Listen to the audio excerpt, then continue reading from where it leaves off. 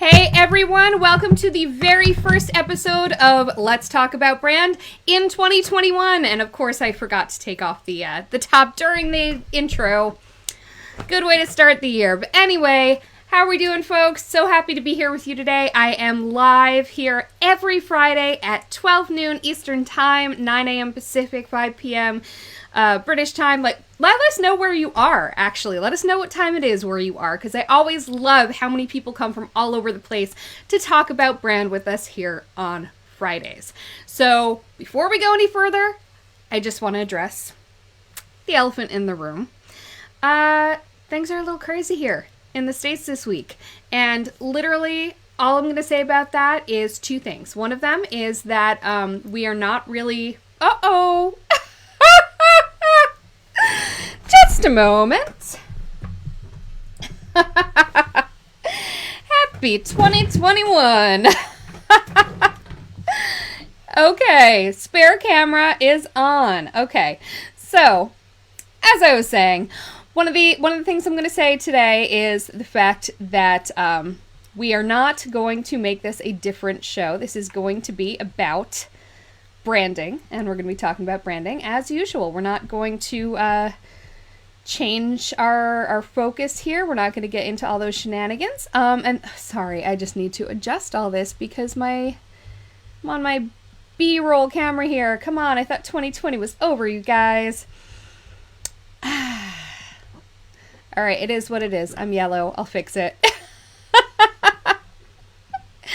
And then the other thing that I'm going to say is that if you happen to be one of the people who think that what happened this week on Wednesday was okay, then I'm going to need you to leave the broadcast and go find a mirror.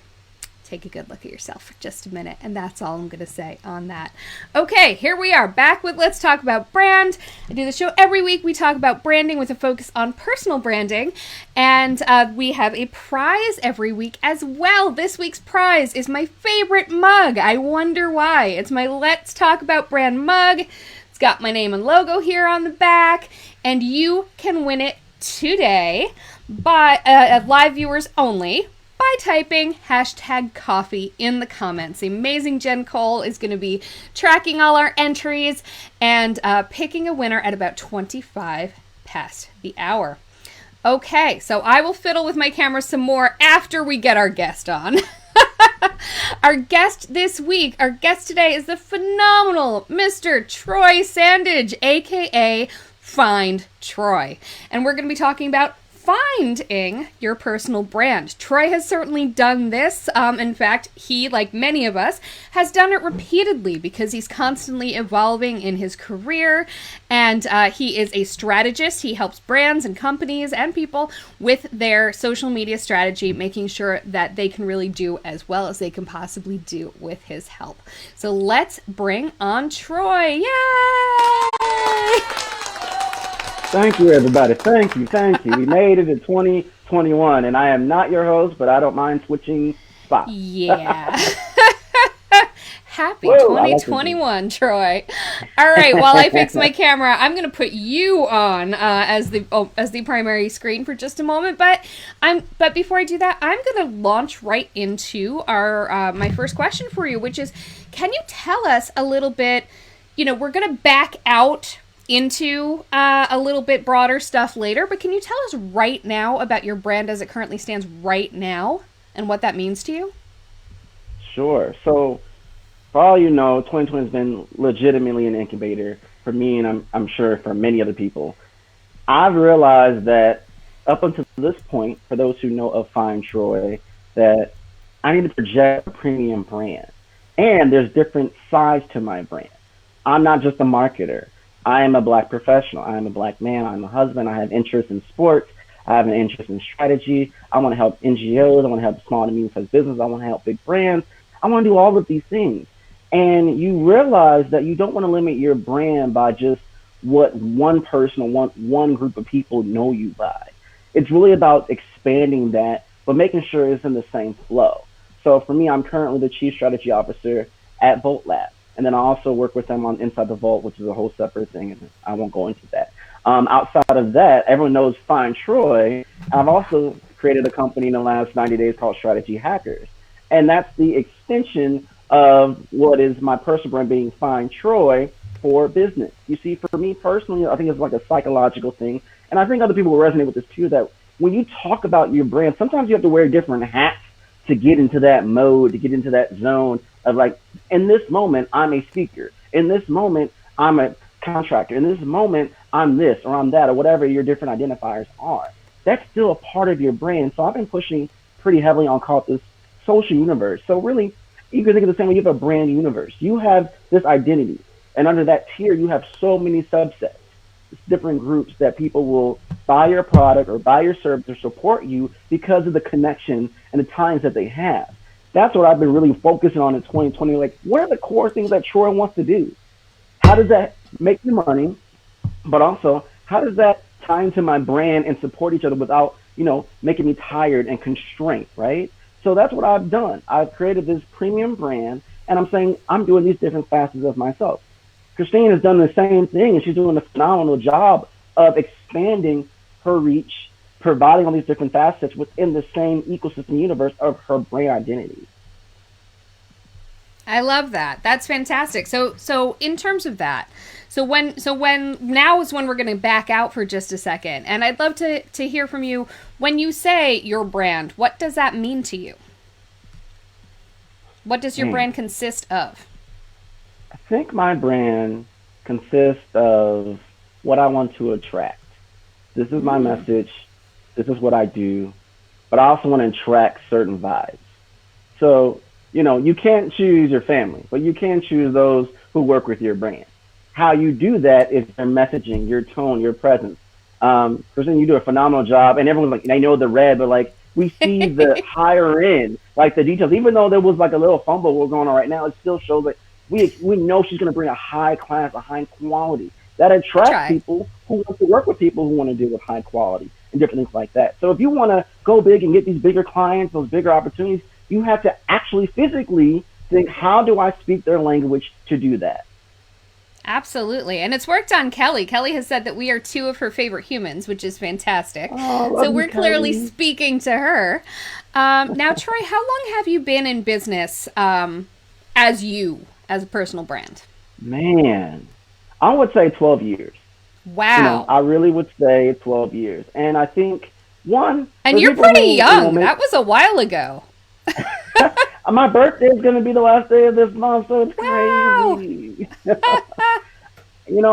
I think we really need to pat ourselves on the back for how far we've come and how we've evolved and grown, even in success and even in failures. It's really pushing you toward the direction you're meant to go in.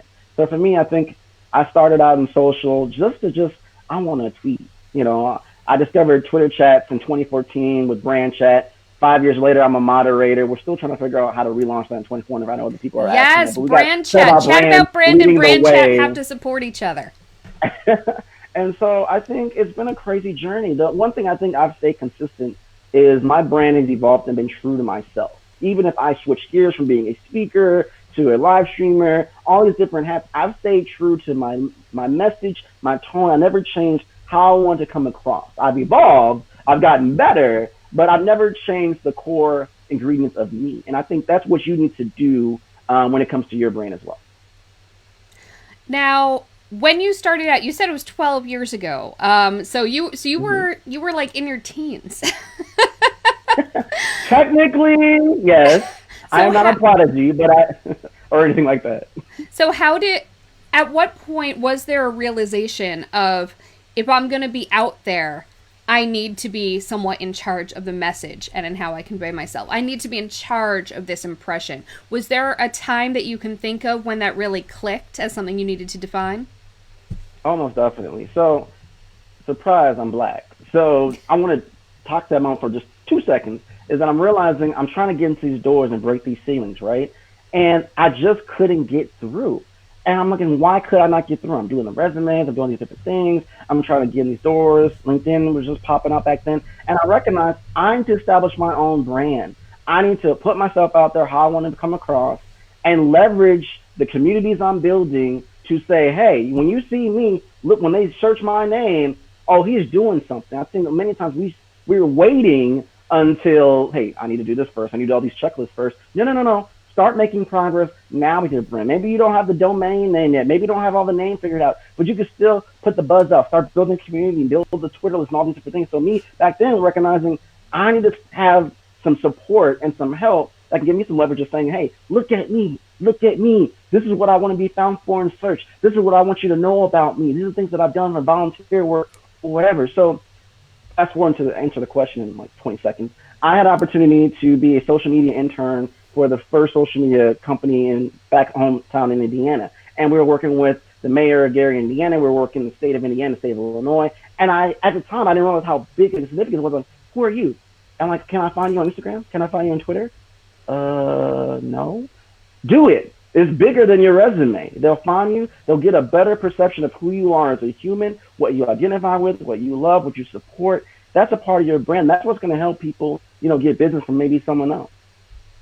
I love that. It is bigger than your resume. It really fills out a full picture there in a way that something like a resume or something like even just a website never ever could. So when you realized that you needed to take control of your digital footprint and how you could be found in the world and how you would put yourself out there, what are some of the first things? Well, this is sort of a two-parter. You can answer this whichever way you want. What are some of the first things that you focused on making sure to define for yourself? And since it was 12 years ago and the digital landscape has changed so thoroughly since then, what are the first things that you would recommend now for people to get on top of defining? And are they the same or are they different? Right. So for me, number one was finding out what do I want to be named or what namesake is out there. Believe it or not, Fine Troy wasn't a thing until like 2016, 2015, somewhere in there. Before that, I was going by my full name. I had my domain, I had everything with me, the Troy Sandidge. Some people can't spell Sandidge, and I thought it'd make it quick and easy. So me figuring out the namesake to make it easy, rememberable, and people can constantly associate that was key. Because now it saves so much time and effort of here's my link for this, here's my link for that, and people lose track of that. If I have one unified link, it makes it so much easier. But if you can't have that right now, if unfortunately you're not like me where you can find something very simple, you can use a link tree, put other links in there and just have one focal link to do that. There's many other examples of that. For me, moving forward and think about it now, I would tell someone, start with the community first. I was trying to do all the back end stuff first. Then when I did it, it didn't matter because I didn't have people already looking to talk to me and search out for me. So I'd say start with the community first, building out on at least two platforms that you're comfortable with, that you can commit to, that you're passionate about, and the keyword being consistent with engaging in. And if you do that, everything else will start to grow because your audience will literally tell you, maybe you should do this. We resonate with this. They're going to give you the literal blueprint of how to build your brand up. And secondly, because they're a part of that journey with you, they're going to feel they're part of that process. Those people who felt like I was a part of Fine Troy growing, and it's true. They gave me opportunities on live streams. They helped me grow with my Twitter account. They gave me all these different conversations, and they made it feel like, hey, this isn't just a win for Troy getting another opportunity. It's a win for all of us, and you can activate that same thing within your brand as well. I'm just breathless. That was incredible. Yes, community. Community matters so much more than your colors or your name or your logo. It matters so much more than owning a platform, because if you have that community, they will be wherever you want to be, which is fantastic. I love that. And I love my chat about brand community and my Let's Talk About Brand Community. A reminder that live viewers can enter by just putting #coffee in the comments. You can enter to win your very own mug. Woo! And we're going to do that drawing at about 25 after the hour. And Troy, the mug is on its way to you as well. I saw we tweeted about that a little this morning. All my guests always get the mug because I want to make sure that you can rock that. And also, next time on, we're doing the clank. Yes, and Tim says, thou shalt not covet their neighbor's mug. Well, you can get your own. You can also go to gritmon.com/merch and go get yours instead of waiting to win it. So Troy, we had some questions from actually, you know what? First, I'm going to backtrack a little. Find Troy. Why find Troy? What does that mean to you? Troy was taken, so I couldn't do that. So at the time, there's different things where you're trying to find the additives or to really get it out there. So you got people saying astronaut. I'm like, well, I'm not a philosopher, sociologist, psychologist. Like, I don't want to have that kind of way. But when I was like, well, I'm trying to find myself. Like literally, I'm trying to find myself, my purpose in this world. I know that's like a mega deep and whatever, but that tied into like, well, how do I find you? I'm like, well, find Troy. That's literally how it started. Now, if I had a dollar every time someone said, hey, I found you, I found Troy, boy, could I get some money and do some stuff? But that's really where it came from, just short and sweet and to the point. I spent about 3 months working on figuring out that. I actually have to give credit to Kellyanne Collins for kind of helping me think of a word that can go in front of Troy that makes sense. And 8 letters, easy to go for it, and there you go. That's the story. I love it. Now, have you had to 12 years again? What are some ways that you have shifted the way that you show up, and what let you know that it was time to shift and kind of guided that transition? Oh, I got y'all. This is a good one. This is a good one. So, for all you know, I was a big Twitter person, like mega Twitter. I never spoke. I never did live streams. I never did podcasts. I just wanted to focus on something that everyone's telling me, Troy, you're good at this. I'm like, ooh, I'm gonna just stay in my little safe space because it's comfortable. It's what I know. I'm not being challenged in any way, shape, or form. I'm still growing, so I'm good. And then come knocking Jessica Phillips, and we're trying to do all these things. And I look at all the people looking at me now, I'm like, wow, you're a great speaker. Why are you doing it? I'm like, y'all, this really happened in like a 2-year span of me forcing myself to get out of my comfort zone.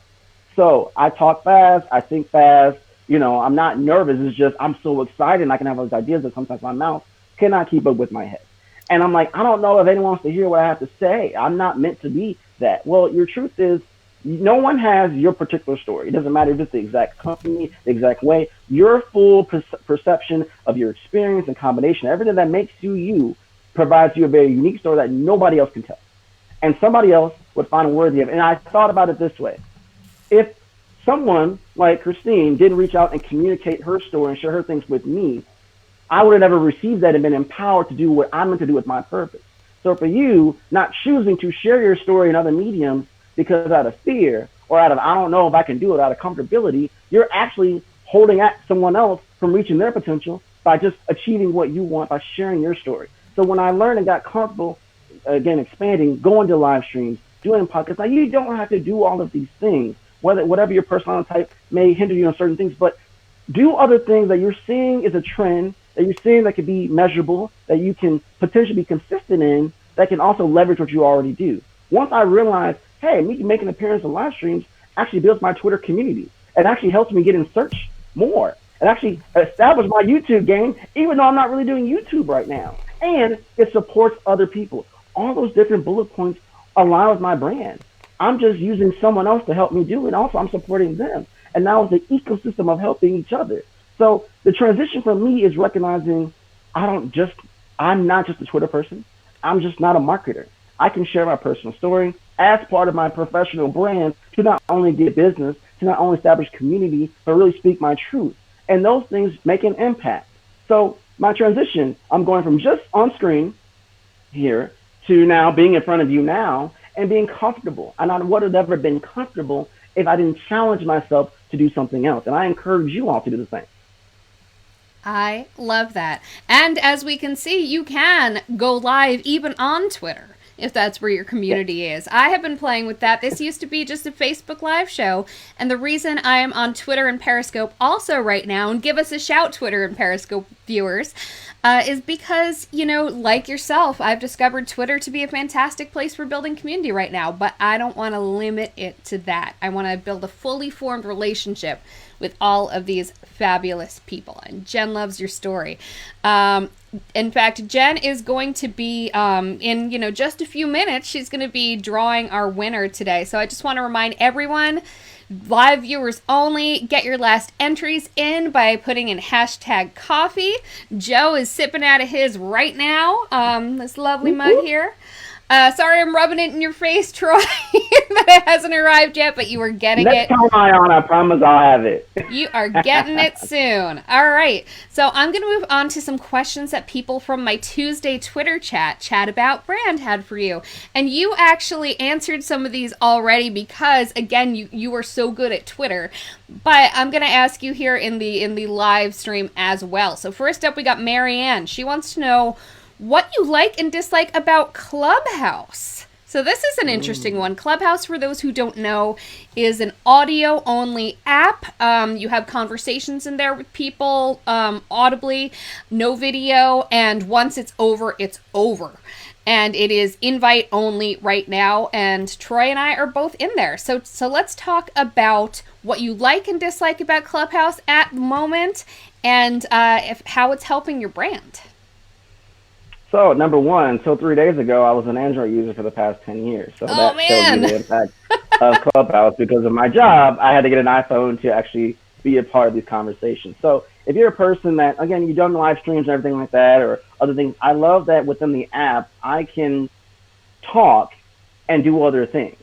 It's really like a podcast live experience, or it's almost like you're on stage and different things, but it's just an audio experience where you have different people who want to speak. You can listen. You can literally have to raise your hand if you want to share something. So it has that classroom type of vibe, but it's less personal. I like the fact that I, off the cuff, don't know if you're verified. I don't know what your follower count is. I don't know if you're big or small. It's just, it equalizes the playing field and you can just have conversations. Now, I want to premise by saying it's only for iPhone users. That's why I had to do a whole switch thing to do it for work. But I'm saying there is some potential there. But for those, don't worry, there is news that Twitter Spaces may be a complementary piece or a competitor piece to Clubhouse. So if you can't get on Clubhouse or you're not sure yet, Twitter may be the way to go. Have you played with Twitter Spaces at all yet? I just submitted for access to it on the forum. I can share that forum link if anyone else was be interested in trying to get beta tests on there. I haven't seen it yet. I haven't seen it yet either. But how are you planning to use Clubhouse to build your brand, if at all? Or is it something you're just kind of playing with right now? I'm going to give all the secrets, y'all, but for Christine, I'm going to give you all the really big secrets I've been doing because we want to spread the wealth. So, yes. I'll be in the Clubhouse, and it's a thing where I've noticed when people say they're on Clubhouse on other social media platforms, all of a sudden they get all the followers on their Clubhouse. And so I've been able to connect low-key with all these high-level people, either in my industry or my space, or specifically people who I feel like are decision-makers to help me get more business or help my clients get more business. And what I've done, most of them have their link to Twitter. So I'll go to their Twitter account. I won't follow them right away because I don't want to be that person like, I don't know, unless we had a conversation. But what I'll do, I'll add them to a private Clubhouse list of saying these are the people that I'm following or following me on Clubhouse or that I'm in interest Clubhouse that are in my target demographic that I put on Twitter. Now I can see their conversations, see what they're doing, and shift and going from there and really be, in the know and nurture those potential leads. So I've been using it as a lead magnet and a community tool. That's been all I've pretty much done right now. But that's a fantastic way to use it. New platform, new opportunities. So next question I'm going to ask is from Kevin. He wants to know the most common challenge you help your clients overcome. I think I posted about this in Twitter, and I use my patented acronym being CLOVER. I think, and it sounds like it's concepts that are intangible, but really it matters. Like you need clarity. Like as a marketer, if you're an accountant, if you're a social media person, if you don't have clarity between one and another of what the expectations are, what you want, what's the roadmap to get there, how to get there, it won't matter. It won't work. So I help them get clarity. I help them leverage what they already have as far as resources. Because, you see me like, oh, Troy, I don't have a lot of money for paid. There's a lot of organic things you can do to get the money, the results, the desires that you want. We just have to be very strategic about it. And optimization, I'm going to look at your brand, look at your social accounts, your brand authority, and let's see those things that we can, tweak. And then we create the vision and the value. Are you articulating your value? Are you creating that vision? Not only a vision that's true to yourself, that's beyond just work, that's that life work balance, but also the vision you want to create with your clients and your customers. And then you have the execution. Well, we can do all this talk, sure, but if you don't have someone to hold you accountable to execute, it won't matter. And lastly, we got to get results. So what's the ROI on that? What's the revenue on that? And not only that, what's the retention on that? Because we don't want to just give you some results. We want to have something that's sustainable for years to come. That's incredible. That is a knowledge bomb right there to be dropping on us. Thank you so much. So that actually probably mostly answers the next question, which is Kelvin wants to know the biggest challenge you face when growing brands. Oh man, I think expectations, because when people hear different things, like right now, I need to be on Clubhouse and I want 5,000 followers on Clubhouse. I'm like, oh, time on, time on. We don't even know how it works. Does it even matter about the number? Like, some of us can't even get on. Half your audience is an Android user, so it's an exclusive situation. I don't know. And that could be the same thing for TikTok. It could be the same thing for Twitter Fleets. I mean, it's like, oh, Twitter Fleets is out. Well, we're doing IG Story, we're doing IGTV, we're doing LinkedIn Story. Well, hey, do Twitter Fleets now too. So it's just the concept of expectation is a big challenge. So when you can, again, clarity and leverage yourself to create that vision, like, hey, we're going to stay true to this. We're going to spend 10% of our time exploring new things that may work, that we need to try, but we're not going to just shift gears from the focus to do something else. So I think that's what we're trying to do, and that's what I try to help. And this is a really big challenge that we have to go through. That is perfect. Thank you so much, Troy. Before our final question, first of all, I want to invite people to on the live stream to ask their questions too. It's not just for the Twitter people, but I also want to make sure that we get our winner in here. We have a winner for our we have a winner for our Let's Talk About Brand mug. So the next happy owner of a Let's Talk About Brand mug, and I'm very excited that this special lady is going to be having one, is Ms. Natalie Gregg. Woo!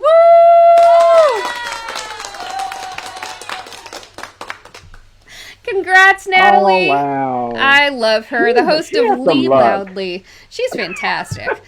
So Natalie, just DM me with your address, your mailing address, so I can send that right on to you.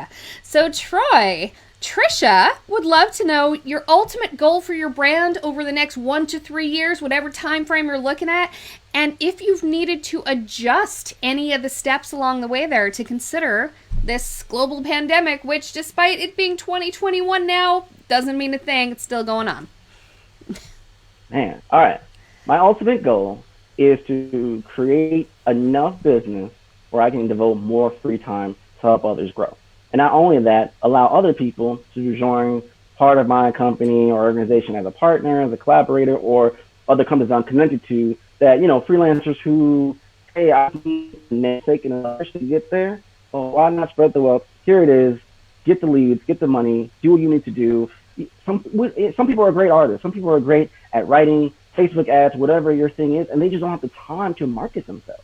There's nothing against them. They could learn it, but it's just maximizing time. If they, a mom of 3, and they're trying to manage that and school, during a pandemic and all this stuff, it gets crazy. So if I can leverage myself to help other people grow and do it, and that sounds like a soft answer, but no, that's really what I want. And when I recognize the more money I'm able to make and the more time I'm able to devote to helping other people, the more freedom I'll have to help people behind me, and we'll all can grow together. Perfection. It sounds like you've got a pretty clear goal here, and that everyone should try to find Troy if they want to join his community and get his help in growing. So Troy, tell the good people at home where they should find you. Well, I mean, we've been saying it subliminally for the past 30 minutes. Find Troy anywhere. You can search it on Google. I'm on every platform known to mankind at Find Troy. Again, if you want one-on-one strategy or group strategy with me, reach out. I am trying to do a lot more of that.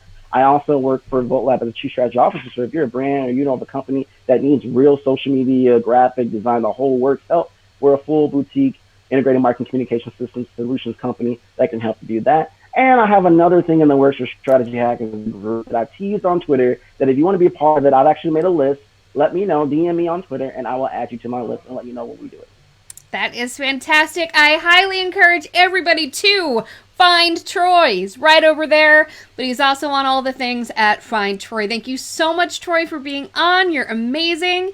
I'm really excited for the thing that we are planning on launching together on January 29th, so everyone should make sure they're following both of us so that they can get updates on that.